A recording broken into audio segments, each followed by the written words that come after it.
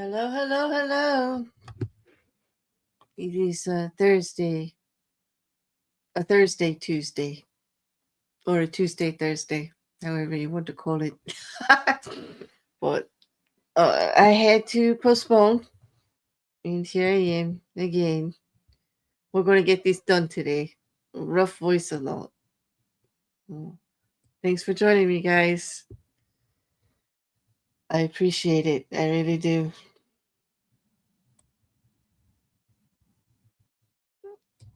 Hope everybody else is doing well. Let's bring up today's candidates. It's called Thursday. I like that. It's called Thursday, according to Couch. Thank you for holding the fort down over there. Okay. Likely subjects, huh?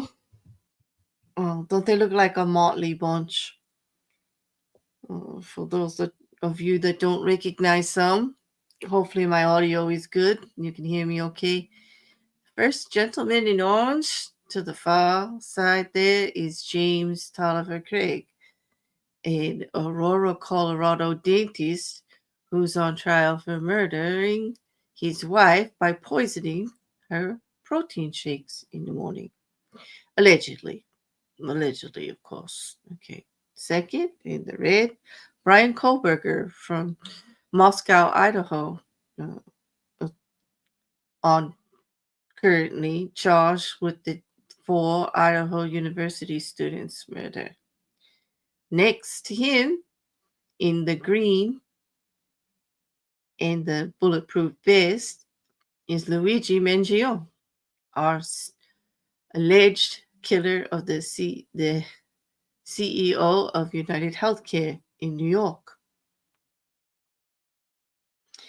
And on the far end, we've got Lori Daybell, formerly Vallow, currently facing charges in Arizona for conspiracy to commit murder of her husband, ex-husband Charles Vallow, and her ex-nephew-in-law, Brandon Bordeaux, the conspiracy for attempted murder on his life.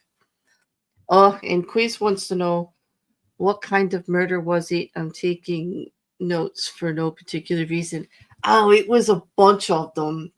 Arsenic and also eye drops, Quiz. She put eye drops in the shakes, and that contributed also. So do you guys have a preference on who you'd like to start with? These updates today are a bit, they're a bit much. I think I might just start. Let me just see. You want to start with Bryan? We could do that.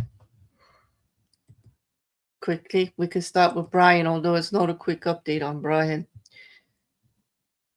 Oh, you mean Luigi? Quiz, you and the rest of the world are in love with Luigi Mangione. Like, it was crazy on Twitter when he had his hearing last week with the pictures and everything. They were not really as concerned about what happened in the hearing as they were with looking at him.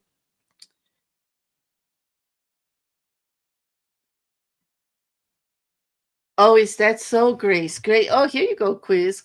Those are eye drops, I assume. Navcon drops have arsenic in it. Very fascinating, Grace. I think I'd have to go for Luigi first. You're not alone. He is quite the handsome. Out of this motley crew, he's definitely preferred out of any of them. But he is quite the handsome young man. He's got quite the following. Well, we're going to start with Bryan because that's what got typed first. She'll beat you all to it by typing his name in while you guys are all drooling over Luigi. Okay, so all humor aside, let's start with Bryan Kohberger. Okay, first thing up with Bryan Kohberger, based on everything that I've been following, and please forgive my voice. I can hear it already. I hope you'll be able to understand me, but Judge Hippler finally put down his decisions in regards to, well, do you remember all those defense filings on our last time that we talked about Bryan Kohberger, where Ann Taylor and her defense team, well, they just tried to get every scrap of evidence and everything that happened thrown out of court, trying to state that, well, testing the DNA for IgD was illegal. The search warrants were illegal. Therefore, fruit of the poisonous tree, everything should get tossed because, well, she didn't like the way they filled out the affidavits, and she did not like the way they presented the evidence to the grand jury. And she thinks that every single detail of the investigation should have been disclosed, which is not normally what happens in a grand jury. I mean, you do bring everything that you can. Well, she was trying to claim that it was exculpatory, in exculpatory meaning that it would have benefited the defense and that they purposely did things. She even accused a law enforcement officer of practically not stating the truth and purposely hiding stuff. Well, George Hippler did not agree. He did not agree. One of the issues is she wanted all of Bryan Kohberger's statements tossed out, saying that he was hoodwinked before Miranda, which is not true. Judge Hippler went through all the statements that Kohberger made, and he only made small talk with the officers before Miranda. He never talked about anything. She's except for when he asked when he would be going before the judge, and they said they answered quite quickly. They will talk to you about that at the police station. That's it. That is not exculpatory. That is not going against his rights. Okay, anyway. So it went on and on and on. Judge Hippler laid it all out. Okay, well, the biggest one is that Judge Hippler found that there was actually no violation of law in testing the IgG. That if they use the wrong genetic company, now remember we talked about how some genetic companies allow law enforcement to just come in there and use their site no matter what, but some don't. Okay, that it's pick and choose based on the accounts, and so that they kind of have to know. Well, they did. The FBI, who actually did the testing, didn't let anybody know, and it found out they really kind of should have let the company know, but it's not illegal. It wasn't illegal what they did because it's an open source company and they could just do it. But it might have been against the terms of service, but that doesn't void the actual DNA evidence.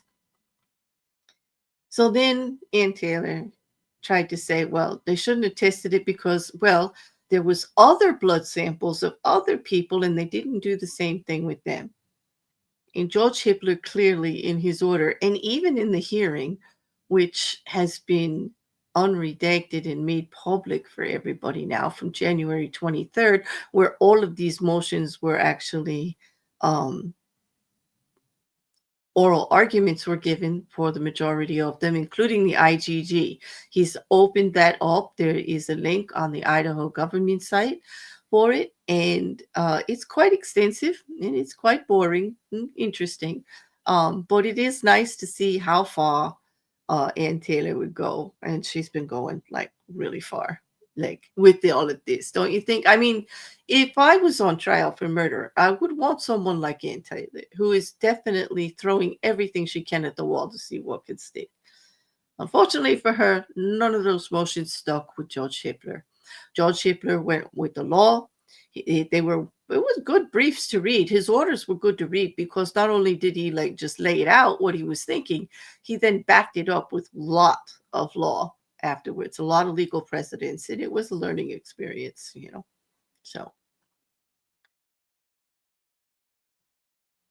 So the IgG is in, and Judge Hippler made it clear to Ann Taylor that the other testing, whether they decided to test blood that they kind of thought they knew where it came from, they may have asked somebody in the house or whatever why there was a smear.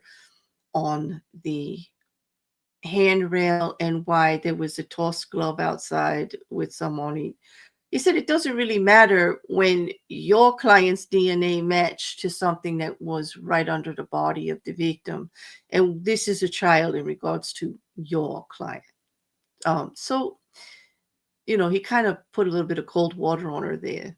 Um, the search warrants for both Pennsylvania and Brian Warner's vehicle and no, not Brian Warner, Bryan Kohberger, sorry. Throw a little Marilyn Manson in there on you. I don't know what's going on with me. You could tell I'm just still not feeling well, so I apologize. But Bryan Kohberger's searches at his home, his apartment rather, in his car, and also his parents' home in Pennsylvania, all withstood the scrutiny of the motions. The judge denied everything. Everything stays in. He says that the warrants were all valid, and she tried to get that tossed because they didn't knock. They said, and here's the interesting thing. You see, Ann Taylor thinks it's okay that Bryan was at 3 a.m. in the morning wearing rubber gloves and going back and forth from his car and into the house as if he was destroying evidence. And that, well, the police really shouldn't have thought anything of that. They had no business to bust in the way that they did to actually use their search warrant that they had already got. And I think that that's a good reason not to knock on the door and announce yourself if you think that the subject of your investigation may be destroying evidence. I mean, anybody want to try to take a stab at why he was wearing gloves and running around the house like that at 3 a.m. in the morning? Not me. I don't. I don't at all. Um, no. Hello, everyone coming in. Hello, Stephen. Hi, Rabbits. Hey, Bliss. It's good to see you. I hope everybody's feeling okay. Let me just check for questions before I ramble on a little bit. It'll also give my voice a check. In over there from Twitch, off-topic question. Yay or nay on sending you bloopers of my recording? Send the bloopers, dude. Send the bloopers. And thank you. Thank you very much. Bloopers are fine. Hello, just to say hi to everyone and give a virtual hug to Claire. Keep your nasty chirps to yourself. I'm trying. I'm not coughing all over the internet yet, Not yet, anyway. Damn. But, okay, so all of that is in from before, and some interesting things have happened since then. Okay, we're still heading towards trial for August, we're going through. But the state has now stepped up. Now that all of those motions have been decided, that the defense is threw out, motions in limine have started. And the first one that the state threw out was quite interesting. They don't want Bryan Kohberger to be able to use the alibi that's not an alibi, that they have been doing motions back and forth about from the start, unless he testifies himself to it. Yep, that's what I said. The state says, foul their defense. If you're not going to give us a proper alibi, their alibi consists of the statement that he couldn't have done it because he was stargazing. He has a habit of driving around at night, and that's what he was doing. However, they didn't back it up with anything. No GPS, no cell phone data, nothing, no witnesses, nothing. And so the state all along has been pushing back, saying that is insufficient to qualify as alibi. And now, unless he takes a stand, we don't want you to use alibi. They also said that at this point they decide they're going to do alibi and they give us the evidence of it. We don't have enough time since the trial's in August to be able to investigate anything that you put forward to support your alibi, so you can't do it. I thought that was quite interesting. I don't know about you guys, but I was like, ooh, talk about Blake taking a play card from the defense and let's just throw something at the wall. I really don't think that that one's going to work. But we'll see what Judge Hippler does about that. Okay. The other thing that the defense put forward is they don't want them to use the alternative suspects card, that they're allowed to have a lot of people on the things, but to throw that in there when there is no evidence that the blood from either of the other two male parties that they are actually trying to test now, there's just not enough there, that's not significant enough to say that somebody else did the crime when they've got all of this evidence against Bryan Kohberger. That in order to induce that type of a defense, they're going to need to present something. Now, I think that they should be able to mention it. If that evidence was there and it means nothing, well, leave it up to the jury to decide that. I really don't think a blood drop from someone else is going to make Bryan Kohberger innocent.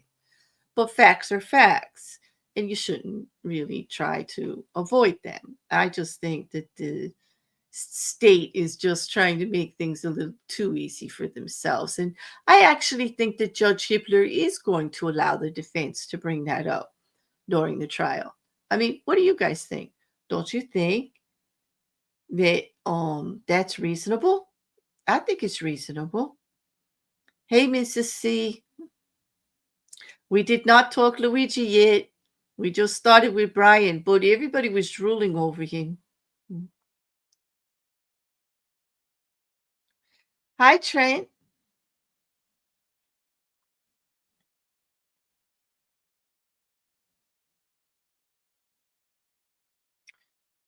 You can't locate the correct emoji. Sorry about that, Stephen. I don't know which one you're looking for. Uh, let's see. Let's see. Okay, so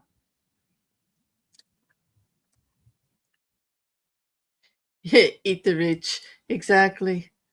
Exactly, right? I mean, I don't know. I think he's going to allow it. I think he's definitely going to allow them to bring it up. It doesn't seem like a big deal to me. I mean, the news is the media. Some of the media sources are saying this is like new. This is not new. We knew about that from the beginning. It's not like anybody hid it. They just didn't bother to do like a whole bunch of searching for those people. They're still undetermined who they are and where they came from. They just they just didn't do the DNA matching and stuff the way they did with Kohberger. They just didn't treat it the same because they had nothing else to go with it. Now, it's to identify him is not going to really do much without all of the rest, right? Now, some would say, well, if they identified them, then they could do a further investigation. Well, here's the thing. They think they got their guy. They do not think that more than one person committed this crime based on the bodies, based on the autopsy. So based on an eyewitness that only saw one person. So I don't really blame them for going much further, but I do think that that is something that should come before the jury. Yup, they are, Mrs. Cassandra. Like, oh, and this is another thing. Believe it or not, the defense wants to stop the witness from testifying about the bushy eyebrows. That is prejudicial. Now, this witness could not identify Bryan Kohberger by face. Well, maybe she'll recognize his eyebrows in court. Like, I think that's a little bit ridiculous, but I do understand that they're trying to do everything they can for Kohberger not to have anybody look at him as the murderer. But they got a lot on him. They do got a lot on him. Okay, so the state was definitely doesn't want them to use like the other party kind of reference. He definitely doesn't want him to use his alibi. But the other big thing is that they also don't want him to be able to testify to mental health issues or conditions or psychiatric stuff that has not been presented openly uh, forward. They don't want to be sandbagged. Now, there has been a filing of motion under seal in regards to this, And at first, they didn't understand what it was. Why was the state making a big deal about, mental health issues in defense? I mean, Bryan Kohberger is not using an insanity or a not in his right mind defense. He's actually saying he's innocent.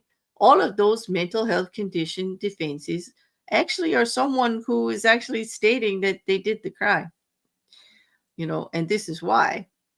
Well, Bryan Kohberger is saying he's not guilty and he didn't do this crime. So I didn't see how it correlated until I saw another seal, the name of another document that the defense filed under seal so that we can't read it. And it is asking for the death penalty to be eliminated from this case. Remember, they lost that already in all their older filings. It's still on the table.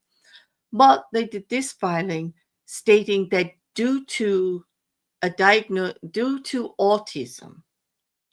Now, are they saying that Bryan Kohberger has autism and that if he did this crime, he shouldn't be put to death because he has it?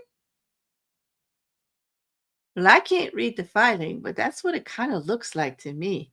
And it kind of blew me away because in order to use that, well, aren't they saying that he's guilty?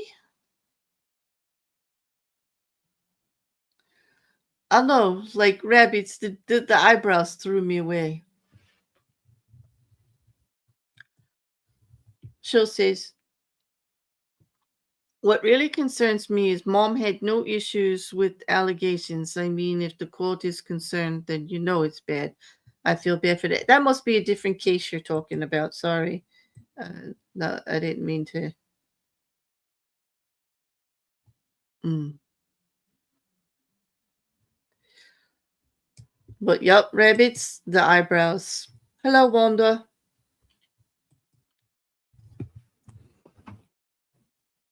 I thought the date was, quite interesting. They want the death penalty off the table. They did a lot of filings before that. Um, that brings me to the last bit on Kohberger is that there's been a defense attorney change. Jay Logson's no longer with the team. And another attorney who has a lot of DNA history in arguing DNA efficiencies or lack of efficiencies, techniques, and reliability is on the team. Jay Logston was the gentleman. He fought hard for Bryan, and he did some great filings, especially when it came to the death penalty and a lot of stuff. They did a lot of filings, but no longer on the team. So that was big news too. Oh, the eyebrow emote. I don't think we have eyebrow emotes, but damn, we should, right? Mm. Well, anyway, that's the update on Bryan Kohberger. The defense lost all the motions prior that were heard in court. Every single one was denied. And it was quite nice to read Judge Hippler's some of Judge Hippler's rulings. Let me get you the site where you can actually see all those rulings yourself and get the redacted posting of the hearing from January 23rd, where they did the oral arguments on the IgG testing that the defense was trying to get thrown out.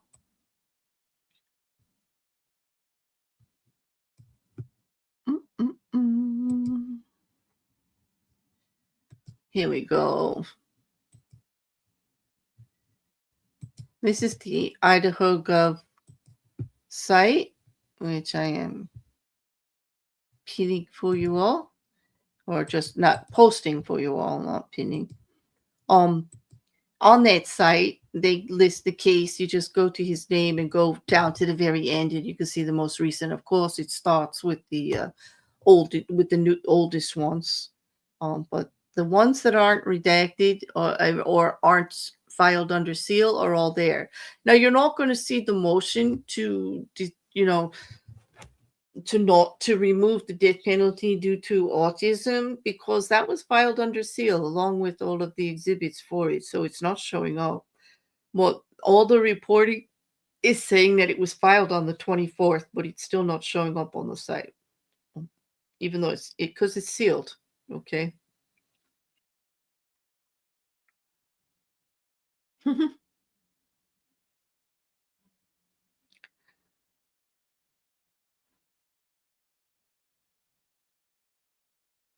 Yeah, you know what, Wanda? We've hit a lot of wind here too, and I don't do well with it. I don't like it at all. Right. Okay.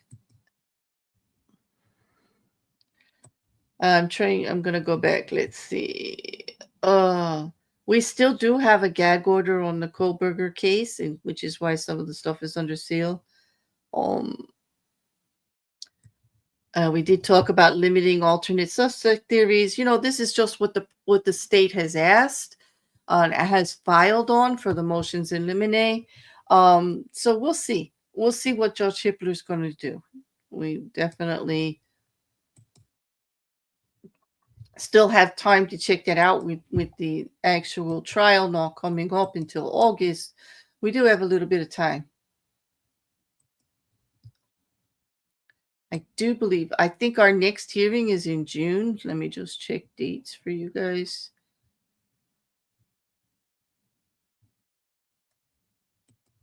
I think we should have one in April, actually. Let's see.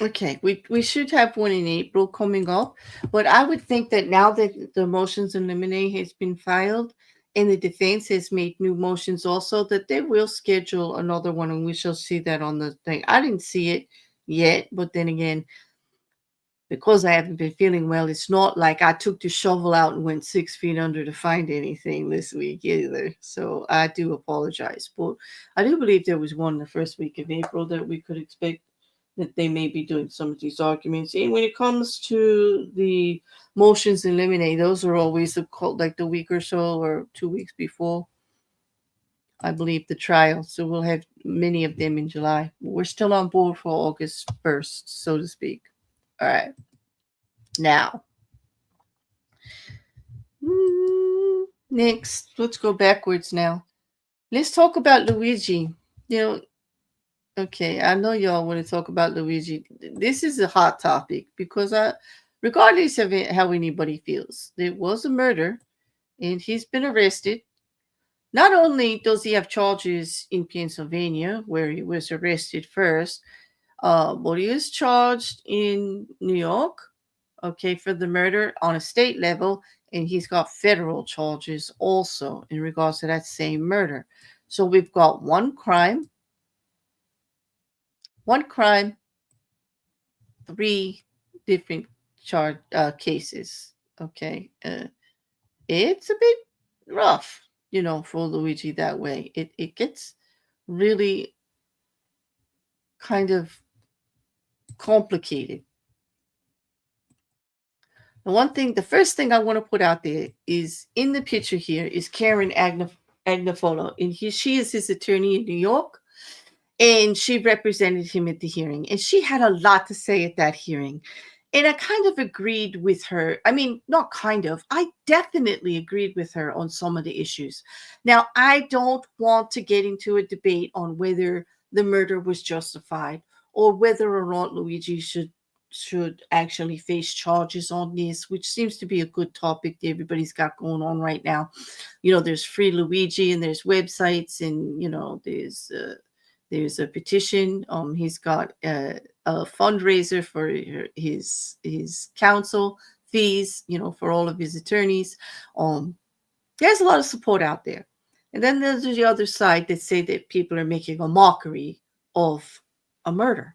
Okay. And that murder is wrong for any reason, which I kind of agree with there, but I'm not going to get into a debate about it because I understand both sides. But what I am going to say is that Karen Agnifilo brought up some very good points in court. And, well, the judge really wasn't at this point, wasn't very receptive. Okay. I'm going to give you a site that Luigi's Mangione's defense attorneys have created a site where you can get the information. And on that site, Karen Agnafola lists what happened in the courtroom because although they are pressing for the media to actually have access to the hearings and the trial because they believe it's of great public concern, it basically considering the charges. Okay, remember, not only did they put a charge on Luigi Mangione for murder, they're actually putting a charge of terrorism on him, that the murder was a terroristic act to hold the American people hostage. Yeah, that's serious. Very serious. Um, let's just bring into the fact when they did the perp walk, when he was extradited from Pennsylvania to New York, the mayor was there, the police commissioner was there. They had almost a dozen guards surrounding him for the murder of one man. Let's just take that into consideration. The person we just spoke about, Bryan Kohberger, his perp walk extradition from Pennsylvania to Idaho, 2 officers, no mayor, no, there was press definitely, but and he murdered 4 individuals. It just doesn't seem fair. It seems like they are really playing this up on Luigi Mangione. Karen Agnifilo asked during court if he could be unshackled. He's shackled at his ankles. He's shackled altogether. He's wearing a bulletproof vest. He's not, they're actually keeping him in federal custody, even though they already agreed that the state would go first in far as charging. If he was in state custody, Karen Agnifola clearly stated to the judge she would be able to see her client regularly and be able to speak with him face to face in the courtroom without all of these hindrances. When she goes to visit him for client meetings, he is free, non shackled, and no harm, no danger to anyone. That there is plenty of people in there in the courtroom itself to protect everybody. But they're treating him like he's so violent, like he's a problem, and he's not. It's very prejudicial, and it is actually going against his rights for fairness. And she was right. Okay. She also brought up the fact that she's not been given the evidence that they are broadly proclaiming that they have, that she does not have discovery yet, despite the fact that the chief of police and the mayor were on an HBO documentary reading and talking about this evidence, and that they had a voice actor reading from the notebook they say is Luigi Mangione's, yet they haven't turned over to the defense. Now, if HBO documentary could read from it, why doesn't the defense have it? They're out here making a public skeptical. Now, I don't really think the mayor of New York should be involved at all. He's using it like PR to cover his own misdeeds and his own problems he's got with legal matters. But trying it in the public is the last thing that actual members of the judicial system, because actually the mayor and the chief of police are actually part of this law and order system that we have. Well, that just rubs the wrong way, doesn't it? I think so too, Stephen. I don't think it should be tried on TV. And I think if they're going to close the courts, then they should close the mouths of everybody involved. Don't you think? I think if the court remains closed for the trial, then there should be a gag order. And that would go to the mayor and the police commissioner too. I mean, it's ridiculous that they did this. Now, we're not going to get right or wrong on what Luigi Mangione did. But there are some issues that are coming up. And that's not the only thing. I mean, again, if I was on trial for murder, I would want Karen Agnavola definitely to represent me. She was clear in thought, imprecise, even though she was getting no help from the judge whatsoever. He was poo-pooing everything she had to say. He wouldn't let him unshackled. He won't discuss having it moved back to state court. She made her case about the documentary, and he didn't really seem that concerned. And then she's complaining about her discovery.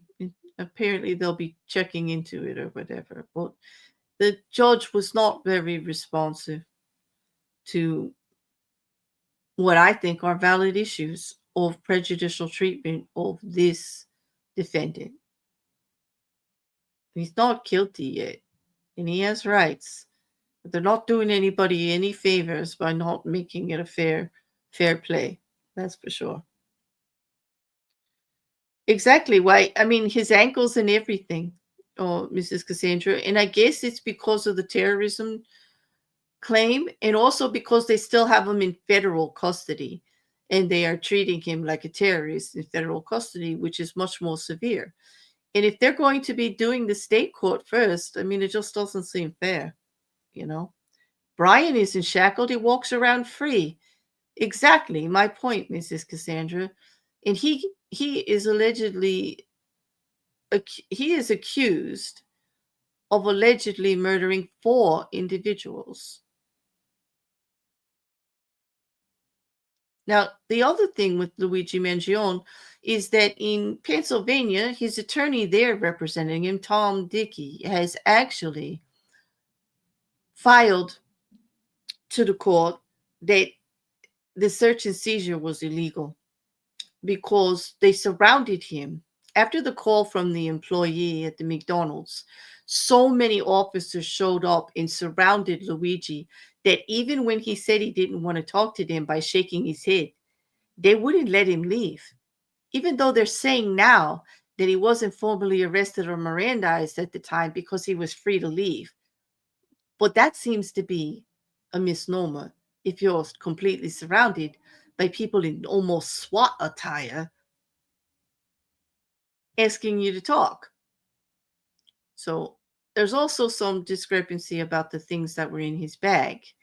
Now, so that would mean that the evidence of the silencer and the things that they are saying that they found in the bag would all be moot and tossed out if this is in. But, they actually want the charges in Pennsylvania dropped based on that. Now, there's a handwritten document of what they found in the bag, and somebody tried to read it the best that they could, like of what it says. It basically it looks like they found a notebook, with handwritten notes, but they found a 9 millimeter black ghost handgun, 3 U.S. passports, Maryland ID, credit cards and debit cards for Luigi Mangione in his own name. That they found a 3D printed silencer, a 9 millimeter magazine, some U.S. currency and foreign currency, 8 AAA batteries, 9 Polaroid digital, a Polaroid digital camera in a mini hard drive, medical masks, pen, and a rope. A rope. Mm. USB was found in his wallet. A USB was on a necklace. They had a CVS receipt for a drugstore. Uh, 2 USBs and a mini SIM card, a pocket knife, which we're not sure if that's exactly what it says. It looks like what it says. A Best Buy receipt, Greyhound ticket from Philly to Pittsburgh, false New Jersey ID that he used to register in the hotel, allegedly in New York, or the hostel. Um, a whole bunch of face masks, a handwritten note from the backpack, an iPhone in a SIM card. Uh, let's see.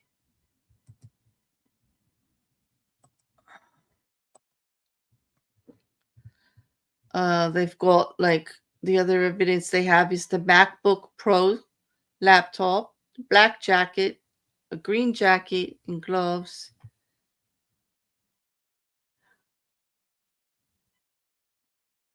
and black shoes. All of this, like correlating to the videos, correlating to what they say had like a type of manifesto listed in it or not.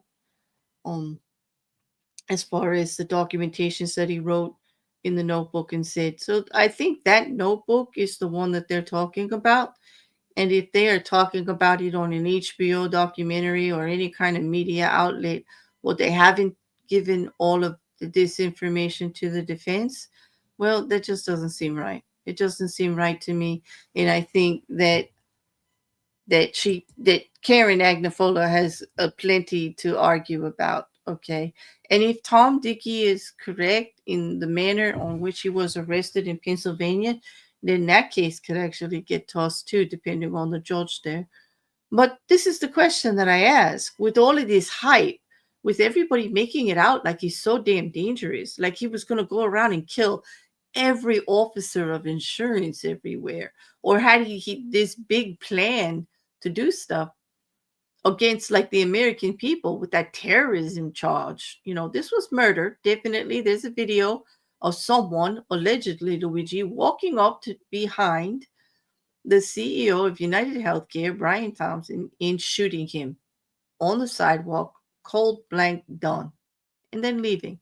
And then they have actual evidence of other video throughout the city of someone in the same type of clothes, red, coming in and out of the hostel, taking a bus, and they did do their due diligence and investigation.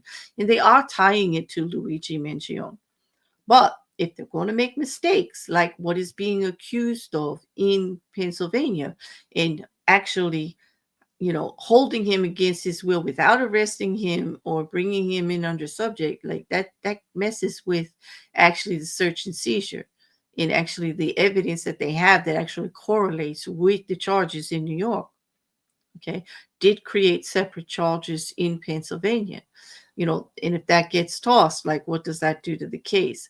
And also just his rights to a fair trial and to be treated fairly.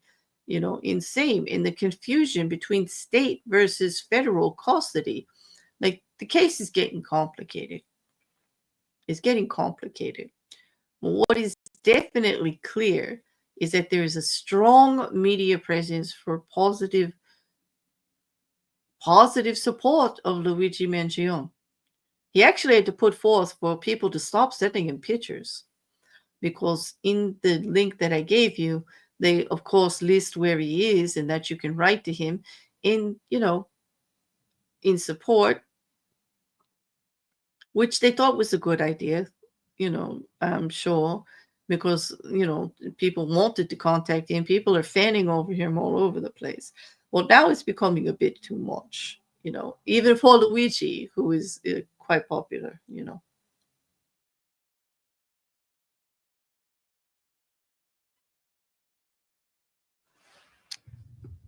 Hmm. I do think it's going to be a very, very long case. I think it's going to be a rough one too.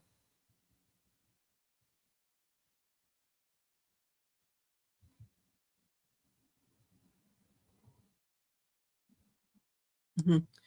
Thank you for killing the bots. Yep. They are muddying the water there, Wanda. I do believe so.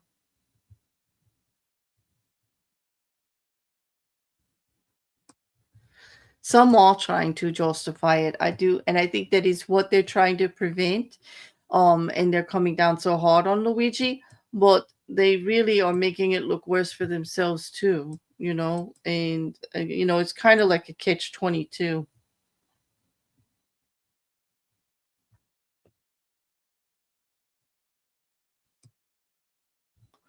Yep, exactly. Then, with them doing that documentary, yeah, the public thinks that they know the facts, but rumor and innuendo cannot be used in court, so it gets muddied up. Exactly. We see that every day.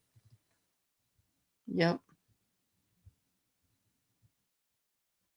Why was he carrying all that? Good question. Like, good question. A lot of it they're saying he used for the murder, and the rope concerns me. I hope he wasn't intending to hurt himself in any way, but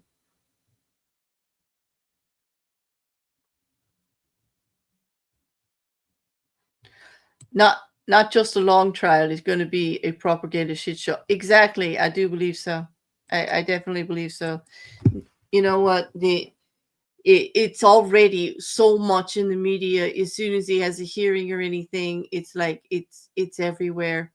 And just watching Twitter, everybody just fanning out, just like picture after picture after picture of Luigi and what he wore and what was going on. And his demeanor, he does seem to be calm. I mean, he does seem a little nervous. He does talk with his attorneys and he seems affable. He even has a joke here and there. But I would worry, being this harsh and with this kind of pressure from the outside coming at him. It does sound a lot. But anyway, on the link that I put there for the New York hearing that just happened, at least what Karen Agnifilo had actually brought forward is posted there. She does a statement about the hearings because she does believe that it is important that the public know what is going on. And so she's going to be giving her own side of it, her own words, which she's allowed to do, but not what the court says or anything or the state because it's not a public transcript. It's not open, although it is open. If you go there, you can get inside and you can watch, but they're just not going to televise anything. you know Yeah, did you see his request to his mind? Yes, I did, Mr. Kazan. He wants everybody to stop sending him pictures. Yes, he does. I don't blame him. He just stop it. He's not marrying anybody from prison, apparently. So we need to just chill out a little bit. But this is going to be a very, contentious case. This is going to be a hot one. However you feel about it, justified or not justified about it, whether we go forward for jury nullification, what either way, it still needs to be fair, and either way, they still have to follow proper procedure. And so I'm very curious to see what happens in Pennsylvania. Um, One of the things about being in federal custody is that there was a hearing for Pennsylvania that he could not attend because they wouldn't arrange transport for it. They didn't have the time or the effort or the manpower to send him to Blair County in Pennsylvania to be for that hearing, and that's a violation of his rights too. So his attorney had to come forward and say why he wasn't there, and it had to be rescheduled. You see, now if it was in state custody, that would be easier to arrange. And if the state's going force, that might be where he belongs. But the legalities of it are way above my pay grade. I'll tell you that. As far as jurisdiction and this and that, they both have jurisdiction rights. I get that, but they have clearly come out and said the state was going to come forward first. So why isn't he in state custody? I think it is going to be difficult to get a jury. I think you're correct, Mrs. Cassandra. It's been so publicized already. It's going to be very difficult indeed. But, okay, if you guys are okay, I'm going to go to the next one. Let's just talk about Lori Daybell, formerly Vallow, for a moment. Uh, the last that we talked about Lori, she was actually filing a motion to dismiss because she didn't get her speedy trial. And the judge finally ordered on it, and he kicked it. He denied it. He said that her calculations are absolutely inappropriate because she's not actually putting forward the time where her attorneys she fired her attorneys and she needed new attorneys, nor the competency hearing that she had to attend. All that time comes off, and therefore she is still within the fast track to have her trial stated on the speedy track. I mean, because you don't get to calculate those types of that time in. It comes out. So sorry, that's not the law. No matter what she said in the brief about it being the law, and she has no choice but to drop the charges against her because her speedy rights trial, her rights to a speedy trial have been violated. Nope, sorry, not sorry, not going to happen. Judge says no. no, no. So we're still on track for this. Um, Definitely going forward, and her motions were denied. And that was the only one. She also tried to get the extradition information, all of the detail on who did what, when it happened, and all, trying to act as if, oh, she should not have been extradited from Idaho to Arizona in a particular manner, or that has something to do with the charges, and it doesn't. She's going by the statement of one person who said that they wouldn't until a certain time, but they're still entitled to change their mind about when they do things. Okay. And she was informed, and that was that. Uh, the other motion that she has filed right now is that she wants the media not to be able to cover this. She wants the courtroom closed. And she cited that she mentioned several media in particular because they said that they represented Chad Daybell, her husband, and herself in such a bad light. And I'm like, well, you were both convicted guilty of those cases in Idaho, murder. Okay. And if you are actually depicted in a bad light, I think that has a lot more to do with it than any bias on the media coverage at all. At all. Now, it is prejudicial because you've got all of this prior history. Well, that's not going to come into the courtroom. So it doesn't matter if the media is there or not. Like, punishing the media because you did bad deeds is just, well, it just looks bad. I don't blame her for not wanting them in there. Okay. It's annoying to her that everybody gets to see what happens, and she doesn't want them to be able to tell people. She wants them only to hear it from her. And I get it. Okay. But I don't think the judge is going to in is going to go with that motion. I don't think that he's going to kick them out, but we shall see. I mean, if she feels it's prejudicial and he wants to err on the side of caution to make sure that it's not appealable, he could actually, because there is a lot of sensationalism around her trial in her name. And it can be prejudicial to the defendant. But there's also justice for the victims and their families that has to be considered, and also the rights to transparency to the general public and the interest there. So he's going to balance it out, but we'll see how he does. Judge Beresky takes his time. He doesn't rush into anything. Well, we shall see probably at the next hearing what happens. I'll be watching the docket to see what he files onto next. But we shall see. Oh, she's doing her best. Remember, she's pro se. Now she gets her actual motions typed.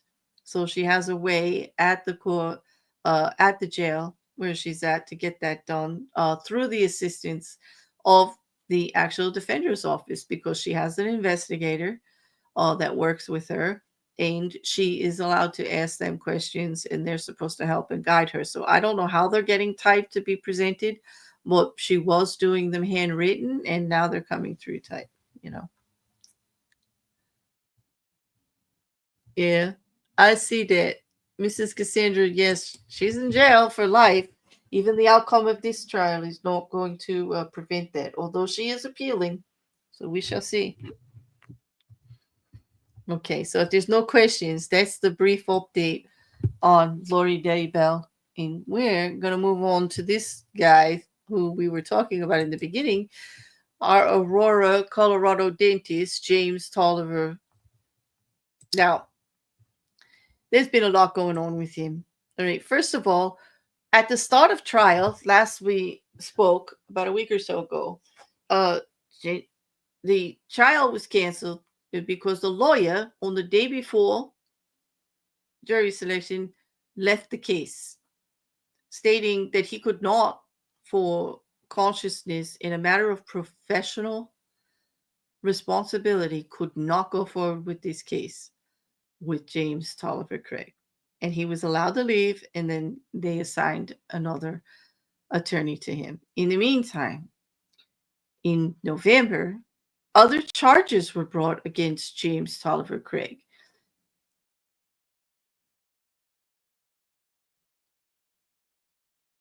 he definitely has issues with behaving himself in jail.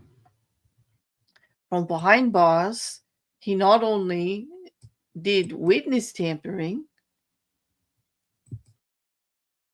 by asking an inmate who was getting out to contact several women to actually say they were having affairs with him and come forward to the prosecutor's office to give him alibis for what was going on. And that they may actually have been the jealous ones, and they may have been the ones that were actually to make more subjects that could have been possible to be poisoning his wife. He wanted the women to say they were madly in love with him. And he was going to have his defense use that as it could have been them that poisoned the wife. Anyway, he's definitely witness tampering and perjury on the stand. He actually lied about a few things in his affidavit to the court in one of his hearings. And the other big one is that he also tried to have an inmate arrange the assassination of the lead detective on the case. Yeah, it wasn't good enough that he had to tamper with witnesses and they found out about that and they charged him with that. They got so upset that he definitely tried to arrange the murder of the lead detective in his case. Now, on February 14th, there was a preliminary hearing to see if there was enough evidence for those charges to go through to trial. The ordering of the murder of the detective and also the perjury and the witness tampering, or presenting a fraud on the court attempt that with trying to hire witnesses to come forward, to give false statement. The judge decided in that case during that preliminary hearing, and the judge for that was Judge Priscilla Lowe. She decided there was enough evidence, and those charges are now added to the murder charge, and those charges will actually be part of the murder trial. So everything's going to be tried together. It seems to be more cost effective that way. So far, it's leaning that way, that's definitely going to happen. They haven't made any motions to sever them. It does seem to be the way it's going to go, because that trial actually starts on July 14th. Okay, and it's supposed to go for 2 weeks till like August 1st. We've got a pre-trial hearing scheduled for June 27th, but with the lack of dockets right now, or motions to be heard, I don't see anything else scheduled for now. Okay, in that case. But it doesn't mean that the defense isn't going to come forward and try to get those charges severed from the murder charge. I think if you hear about all these bad deeds while you're trying to try someone for murder, well, it is going to kind of be prejudicial to know that he's just like doing all that from jail at the same time. Yeah, I'm telling you, yep, he did, Mrs. Cassandra. He just can't say. Like, what is it with these people that can't behave in jail? Like, they're on trial for murder. Like, what do they think? They got nothing to lose, so they're just going to be a bad egg about everything? Like, no. And he's like, here's the thing, Mrs. Cassandra, how he tried to organize it with the inmate is he wrote him a letter. Okay, all of your correspondence in jail gets read, coming and going. The man wrote him a letter on the particulars of what he wanted. I kid you not. I kid you not. You know, no one behaves in jail. I know, not Sarah Boone, not anyone. I know, idiot. I just don't even understand, like, how they could be that callous about the whole thing. But yeah. Hey, Mousy, good to see you. Thanks for stopping in. All right. My voice is horrible. I'm going to just, we're going to drop this down. I'm going to be any of those four. If you guys have any questions, I'll try to answer it for you. But they're all four cases rather are going forward, as bumpy as they are. There's a lot going on. I mean, the thought that Luigi Mangione could get the Pennsylvania charges just tossed is interesting in how that will affect New York. Okay, very, very interesting. I'm looking forward to seeing what kind of filings there will be from Karen Agnifola in regards to his rights right now. She made her statements in court, and we'll see how far that goes and what could happen, you know. And I just think they have to really decide between state and federal. On you can't treat them like a federal prisoner, but try them in the state. Like it doesn't seem fair. Yeah. And I don't blame Karen Agnifola for bringing this forward so strongly. She's got to do the best defense that she can for Luigi Mangione. That's her responsibility. And they're making it very, very difficult, you know. What it, they and in Brian Kohberger throwing in the autism there, I don't know how it fits. Are they stating like we don't know because the motion is actually sealed how they mean this to be presented. But basically, it does say that it's about the death penalty and they want it removed due to autism. And does that mean that Brian has autism? I don't know. It's not very clear. And then the state has already filed that they don't want them to be able to use these mental health issues, things like that, unless it's an affirmative defense. Because that's what they are. It is usually mitigating factors and reasons, and like you'd have to admit guilt. But Brian Kohberger, he's said he's not guilty. Not guilty, just not guilty. So it's interesting, at least to me. Okay. Lori Vallow, well, not much going on there. We haven't seen any other filings lately. We're moving forward towards that trial, and I want that one done and over soon. They've got enough evidence on her, I do believe, for the coordination of that. I want to see that played out. I think she needs to pay for Charles Vallow's death for manipulating her brother into doing it. And I think that, she also was responsible for the attempt on Brandon Bordeaux's life. You know, she manipulated her brother greatly based on what we heard in the first trial. So I want to see justice for the family. I do. Indeed, about James Toliver Craig, well, I don't know what to say. He just is messing up. And that trial's coming up soon. And he had a good life. He had a wife for many years, 5 children, a practice in dentistry, but he did stuff stupid from the start. This is the man who actually did the search for all of the medications that he was going to poison his wife with online and actually had all of it shipped to his work. And he did all of this because he was having an affair. And while his wife was in the hospital suffering from the poisoning that he did, he actually had that woman come to his home. Yeah. It's going to be an interesting case.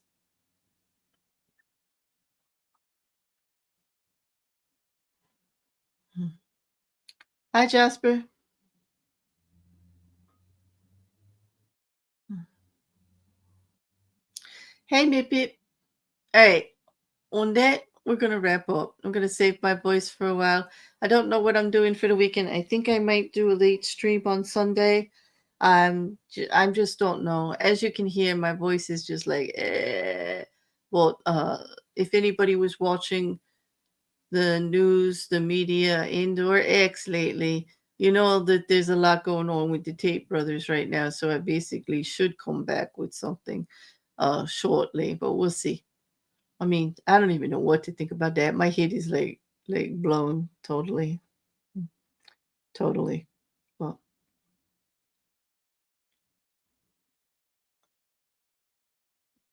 Well, I think you're right there, maybe that these cases are crazy and they are reaching for anything to save themselves. I do believe so. Or just get themselves into more hot water like Craig. Like, I don't know. It's like, I'm going to get out of murder by committing murder, you know? I'm not sure, Grace. I haven't heard yet. So I'm just like making plans either way. Thank you, Stephen. I appreciate you saying that, and I hope that my voice does like this whatever would just be gone soon. It is just coming and going on my voice. It's the coughing fits that make it so rough. It's the coughing that hasn't stopped. You know. Yep, just crazy, Mipid. I agree. All right, everybody. That's it for tonight. You all don't forget to like, share, comment. You know, get on that comment section, ask questions, make suggestions, tell me what you like, tell me what you don't. You know, I really appreciate it. I really like to hear from you. All of it is engagement, all of it helps the algorithm and, you know, helps other people enjoy these videos besides you guys here in the live chat. So if you're listening later, you know, same to you. And everyone, have a good night. I really appreciate that you were here. I'm glad we got to spend a little bit of time together. Have a good one.